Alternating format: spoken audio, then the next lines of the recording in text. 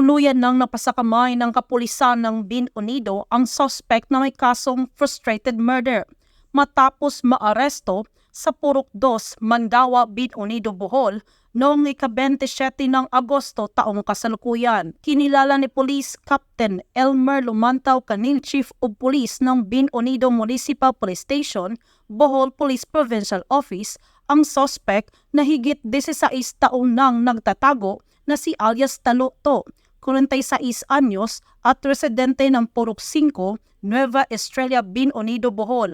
Batay sa ulat, bandang 3:30 ng hapon nang maaresto ng kapulisan ang suspect sa bisa ng warrant of arrest para sa kasong frustrated murder na inisyo ni Honorable Ermazita V. Masamayor, presiding judge ng Regional Trial Court, Branch 52, Talibon, Bohol, na may rekomendadong piyansa na 200,000 pesos.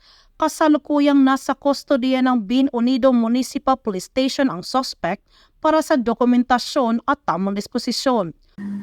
Magandang araw po sa ating lahat.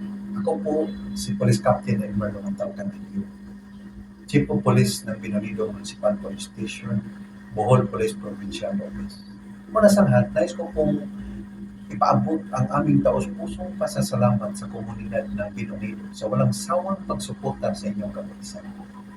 Sa pamumuno ng ating Chief PNP, Police General Romel Francisco Marvel, at sa aming able allied active na Regional Director Police Brigadier General Anthony Abiliada Aberin, at sa gabay ng ating mabait at snappy na Provincial Director Police Colonel Lorenzo Alpici Batuan, at sa ina ng Binondo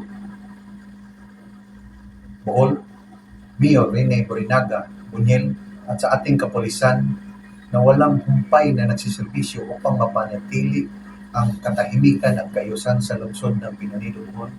Ang inyong tiwala sa kapulisan ang nag-uudyok sa amin na mas lalo pa naming pagbubutihin ang aming pagsiservisyo sa ating komunidad.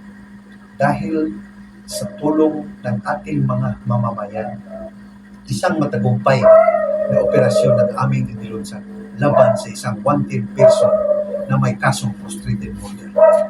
At matagumpay natin itong dahuli noong August 27, 2024. Asahan ninyo ang inyong kapulisan dito sa Binondo, Bohol ay patuloy na magsiservisyo para sa kaayusan at sa kikabuti ng ating lungsod. Muli, magandang araw po at mabuhay po tayong lahat. Salamat po. Ang Binondo PNP ay patuloy sa masigasig nitong operasyon sa pagtugis sa mga kriminal o pamtiyak na mapanagot sa batas dahil sa bagong Pilipinas, ang gusto ng pulis, ligtas ka.